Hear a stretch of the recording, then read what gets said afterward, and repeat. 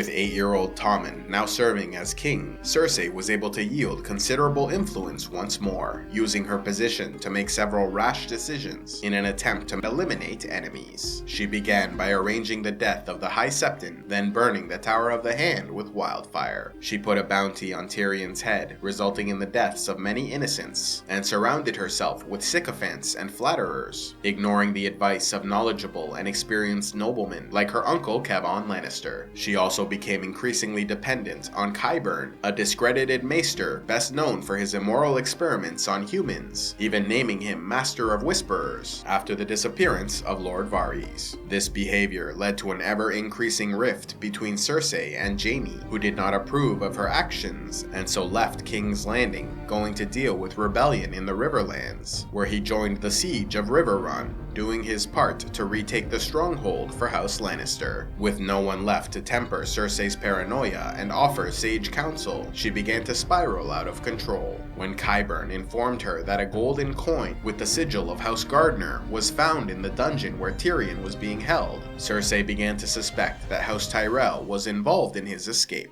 With Margaery marrying young Tommen to become the new queen, Cersei believed they were seeking to undermine her power and ruin her house, and so she set out to destroy the Tyrells and secure her position in the city. As acting queen regent and head of the small council, Cersei decided the Seven Kingdoms was no longer able to pay its debts, greatly angering the Faith of the Seven to whom they owed money, as well as the Iron Bank of Braavos, who in response called in all debts from the families of Westeros, refusing to give out any new loans.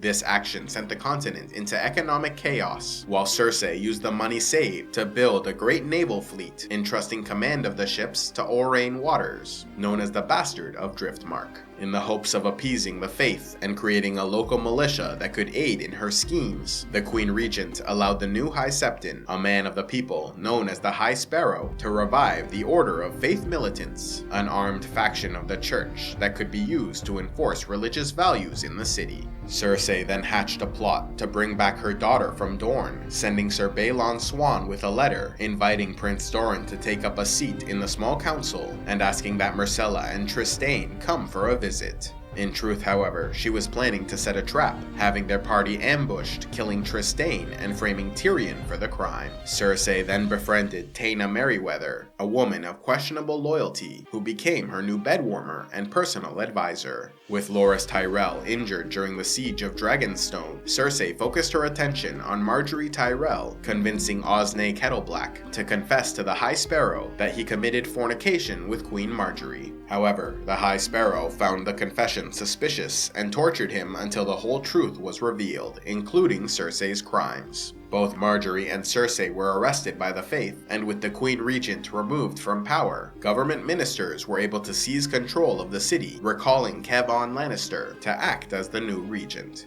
During her incarceration, many of Cersei's poorly developed plans fell apart, with Aurane Waters abandoning the Seven Kingdoms and stealing the new royal fleet to serve as his personal navy. Meanwhile, her last remaining allies were gone, with Cersei's companion, Taena, forced to flee the city and Jaime refusing her summons, choosing to stay in the Riverlands rather than return to help his sister. Her Dornish schemes also fell apart, with Prince Doran discovering her plans and refusing to fall into her trap. Cersei, desperate to have contact with the outside world, chose to confess to the High Sparrow, stating she had relations with her cousin, Lancel, and all three of the Kettleblack brothers, but continued to deny the charges of treason against her late husband or any involvement in the murder of the previous High Septon. After confessing, she was granted an audience with Kevan Lannister, who informed her of current events. Cersei asked that Kevan relay a message to her man Qyburn, informing him that the time had come to unveil his creation. Cersei was then stripped of all her clothes and forced to walk naked in the streets, while the small folk insulted and ridiculed her, covering her in rotten food and feces. Unwilling to show any signs of shame, she walked with dignity until the very last moments before entering the Red Keep, when she broke down into tears. Once behind the red walls, Qyburn introduced her to the newest member of the Kingsguard, Sir Robert Strong, a mysterious knight covered from head to toe in white armor, said to have taken a vow of silence, refusing to speak until the land was purged of evil.